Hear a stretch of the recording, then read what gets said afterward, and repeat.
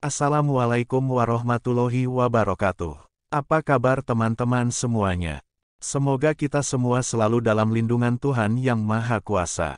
Di dalam video ini, perkenalkan saya adalah asisten dari admin Ana Abrori Channel yang akan memandu kawan-kawan semua dalam belajar membahas soal-soal terbaru dengan kualitas tinggi sebagai latihan tryout seleksi kompetensi teknis tambahan calon ASN Kementerian Agama tahun 2023. Yang akan dilaksanakan pada tanggal 12 dan tanggal 13 Desember tahun ini 2023.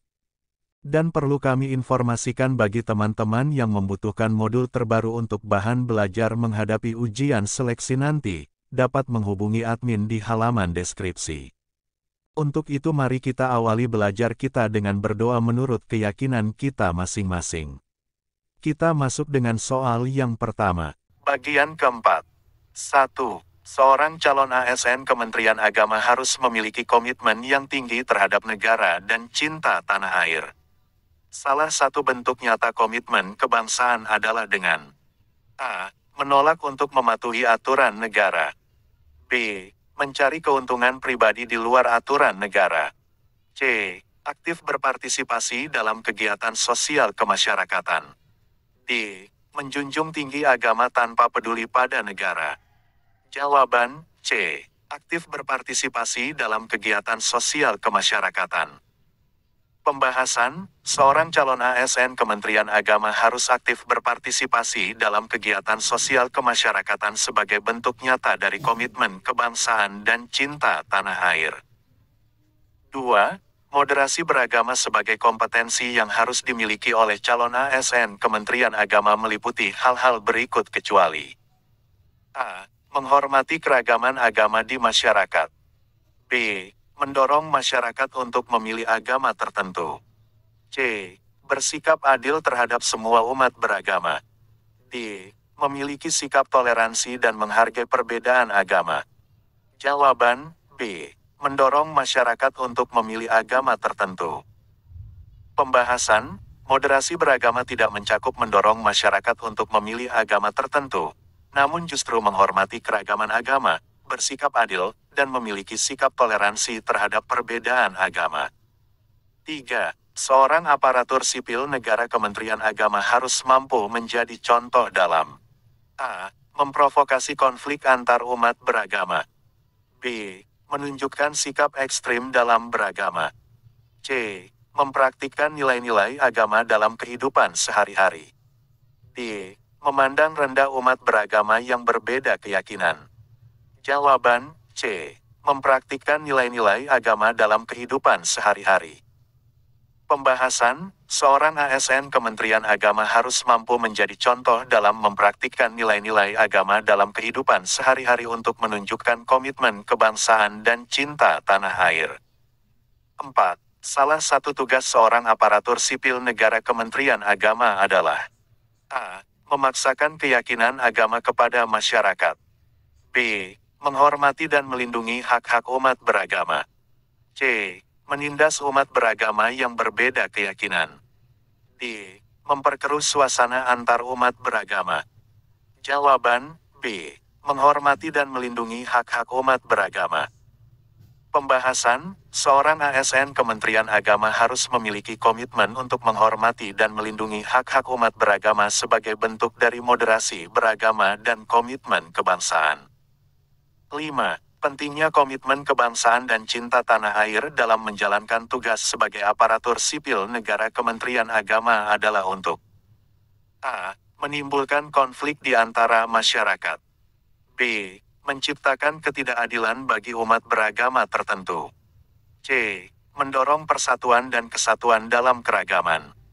D. Menyebarkan ajaran agama yang eksklusif. Jawaban, C. Mendorong persatuan dan kesatuan dalam keragaman. Pembahasan, komitmen kebangsaan dan cinta tanah air sangat penting dalam menciptakan persatuan dan kesatuan dalam keragaman, bukan untuk menimbulkan konflik atau ketidakadilan. Bagian kelima. 1. Seorang pegawai Kementerian Agama ditugaskan untuk mengunjungi desa-desa di perbatasan wilayah Indonesia guna memberikan bantuan sosial dan juga melakukan pendampingan agama kepada masyarakat. Pada saat kunjungan, ia mendapati bahwa mayoritas masyarakat di sana memiliki keyakinan agama yang berbeda dengan agama mayoritas di Indonesia. Bagaimana sikap yang seharusnya dimiliki oleh pegawai tersebut? A. Menyebarkan ajaran agama mayoritas Indonesia kepada masyarakat di sana. B. Melayani dan mendampingi masyarakat sesuai dengan keyakinan agama yang dianut masyarakat di perbatasan tersebut.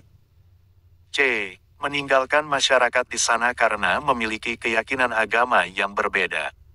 D. Membuat program dakwah untuk mengubah keyakinan agama masyarakat di perbatasan tersebut. Jawaban B. Melayani dan mendampingi masyarakat sesuai dengan keyakinan agama yang dianut masyarakat di perbatasan tersebut. Pembahasan, sebagai seorang pegawai Kementerian Agama, sikap yang seharusnya dimiliki adalah melayani dan mendampingi masyarakat sesuai dengan keyakinan agama yang dianut oleh masyarakat di wilayah tersebut. Hal ini mencerminkan sikap moderasi beragama yang menghormati perbedaan keyakinan agama dan tetap memberikan pelayanan yang baik kepada seluruh masyarakat. 2. Seorang peserta ujian seleksi CPNS Kementerian Agama diuji tentang pengetahuan mengenai Pancasila sebagai dasar negara. Bagaimana peserta ujian tersebut seharusnya menjawab pertanyaan yang berkaitan dengan Pancasila? A. Menjelaskan bahwa Pancasila merupakan landasan agama yang harus diakui oleh seluruh masyarakat Indonesia.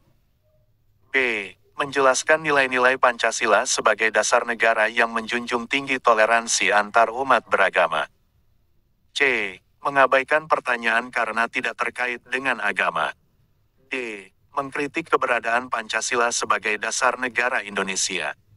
Jawaban B. Menjelaskan nilai-nilai Pancasila sebagai dasar negara yang menjunjung tinggi toleransi antar umat beragama. Pembahasan, peserta ujian seharusnya menjawab pertanyaan mengenai Pancasila dengan menjelaskan nilai-nilai Pancasila sebagai dasar negara yang menjunjung tinggi toleransi antar umat beragama. Hal ini menunjukkan komitmen kebangsaan dan cinta tanah air dengan memberikan pengetahuan yang benar mengenai ideologi negara. 3. Seorang pegawai Kementerian Agama diminta untuk menyusun program kerja yang dapat meningkatkan toleransi antar umat beragama di suatu daerah yang memiliki keragaman agama yang tinggi. Program apa yang sebaiknya disusun oleh pegawai tersebut? A. Program dakwah untuk mengajak masyarakat beralih keyakinan agama menjadi mayoritas agama di Indonesia. B. Program pembatasan kegiatan ibadah bagi agama minoritas untuk tidak mengganggu kehidupan agama mayoritas. C. Program penguatan dialog antar umat beragama untuk saling menghormati dan memahami perbedaan. D.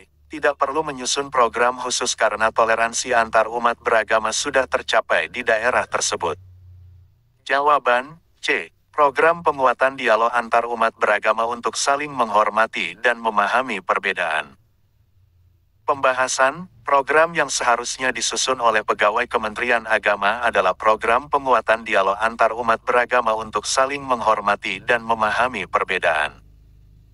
Hal ini merupakan upaya untuk meningkatkan toleransi antar umat beragama dan mencerminkan sikap moderasi beragama. 4. Seorang guru agama di sekolah dasar mendapati bahwa salah satu siswanya berasal dari keluarga dengan keyakinan agama yang berbeda. Apa yang seharusnya dilakukan oleh guru agama tersebut? A. Meminta siswa tersebut untuk tidak melibatkan diri dalam pelajaran agama di sekolah. B. Mengajarkan agama yang dianut mayoritas kepada siswa tersebut agar sesuai dengan lingkungan sekolah. C. Melibatkan siswa tersebut dalam pelajaran agama sesuai dengan keyakinan yang dianutnya. D. Memberikan sanksi kepada siswa tersebut karena memiliki keyakinan agama yang berbeda. Jawaban C. Melibatkan siswa tersebut dalam pelajaran agama sesuai dengan keyakinan yang dianutnya. Pembahasan, sebagai seorang guru agama, seharusnya menghormati keyakinan agama siswa dan melibatkan siswa tersebut dalam pelajaran agama sesuai dengan keyakinan yang dianutnya. Hal ini mencerminkan sikap moderasi beragama yang menghormati perbedaan keyakinan agama.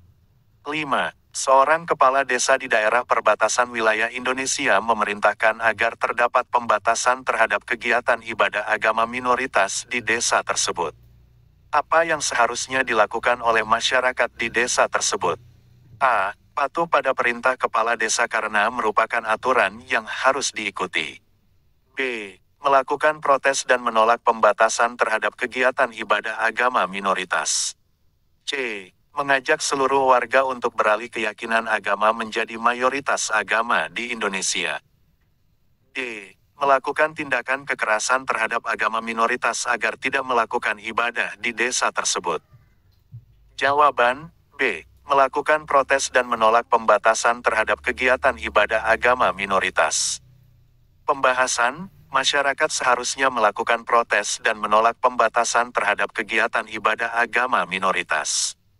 Hal ini merupakan wujud dari komitmen kebangsaan dan cinta tanah air dengan memperjuangkan hak-hak warga negara untuk beragama sesuai dengan keyakinan masing-masing. Bagian ke-6. Studi kasus, komitmen kebangsaan dan cinta tanah air. Soal 1. Bagaimana Anda sebagai calon ASN di Kementerian Agama dapat menunjukkan komitmen kebangsaan dalam menjalankan tugas-tugas Anda? A. Mengutamakan kepentingan pribadi. B. Menjunjung tinggi Pancasila dan Undang-Undang Dasar 1945. C. Melakukan diskriminasi terhadap kelompok agama lain. D. Menjalankan tugas sesuai keyakinan pribadi. Jawaban B. Pembahasan, seorang calon ASN di Kementerian Agama perlu menunjukkan komitmen kebangsaan dengan menjunjung tinggi Pancasila dan Undang-Undang Dasar 1945 sebagai panduan dalam menjalankan tugas-tugasnya. Soal 2. Bagaimana Anda dapat menunjukkan sikap moderasi beragama dalam konteks pelayanan publik di Kementerian Agama? A. Memilih-milih dalam memberikan pelayanan kepada masyarakat. B. Memperlakukan semua orang dengan adil tanpa memandang agama atau kepercayaan. C. Mengutamakan pelayanan kepada kelompok agama yang seagama dengan Anda. D. Membedakan perlakuan terhadap masyarakat berdasarkan keyakinan agamanya. Jawaban B. Pembahasan, sikap moderasi beragama dalam pelayanan publik di Kementerian Agama ditunjukkan dengan memperlakukan semua orang dengan adil tanpa memandang agama atau kepercayaan. Soal 3. Apakah pentingnya cinta tanah air dalam melaksanakan tugas sebagai aparatur sipil negara di Kementerian Agama? A. Tidak terlalu penting, yang penting hanya menjalankan tugas dengan baik. B. Sangat penting, karena cinta tanah air akan mendorong untuk memberikan pelayanan terbaik bagi masyarakat. C. Tidak perlu peduli dengan hal tersebut. D. Hanya penting dalam konteks hubungan internasional. Jawaban B. Pembahasan, cinta tanah air sangat penting dalam melaksanakan tugas sebagai aparatur sipil negara di Kementerian Agama karena akan mendorong untuk memberikan pelayanan terbaik bagi masyarakat sebagai bentuk kecintaan terhadap bangsa dan negara. Soal 4. Bagaimana Anda dapat menyampaikan pesan moderasi beragama kepada masyarakat dalam konteks pekerjaan Anda? A. Dengan memaksakan pandangan agama Anda kepada masyarakat. B. Dengan memberikan contoh sikap toleransi dan menghargai perbedaan. C. Dengan mengucilkan kelompok agama yang berbeda. D. Dengan merendahkan keyakinan agama lain. Jawaban B. Pembahasan, menyampaikan pesan moderasi beragama kepada masyarakat dilakukan dengan memberikan contoh sikap toleransi dan menghargai perbedaan sebagai upaya untuk memperkuat persatuan dan kesatuan bangsa. Soal 5. Mengapa penting bagi seorang calon ASN di Kementerian Agama untuk menunjukkan komitmen kebangsaan dan cinta tanah air? A. Hanya untuk memenuhi tuntutan pekerjaan. B. Untuk memperkuat persatuan dan kesatuan bangsa. C. Tidak penting, yang penting hanya menjalankan tugas dengan baik. D. Hanya penting dalam konteks hubungan internasional. Jawaban B. Pembahasan, penting bagi seorang calon ASN di Kementerian Agama untuk menunjukkan komitmen kebangsaan dan cinta tanah air karena hal tersebut akan memperkuat persatuan dan kesatuan bangsa dalam melaksanakan tugas sebagai aparatur sipil negara. Oke, baiklah kawan-kawan semua. Sampai di sini dulu belajar kita di dalam video ini. Semoga bermanfaat dan dapat menambah wawasan keilmuan kita sebagai bekal menghadapi ujian seleksi nanti. Dan semoga kawan-kawan semua dapat lulus mengikuti seluruh rangkaian seleksi P3K dari awal sampai akhir nanti. Wassalamualaikum warahmatullahi wabarakatuh.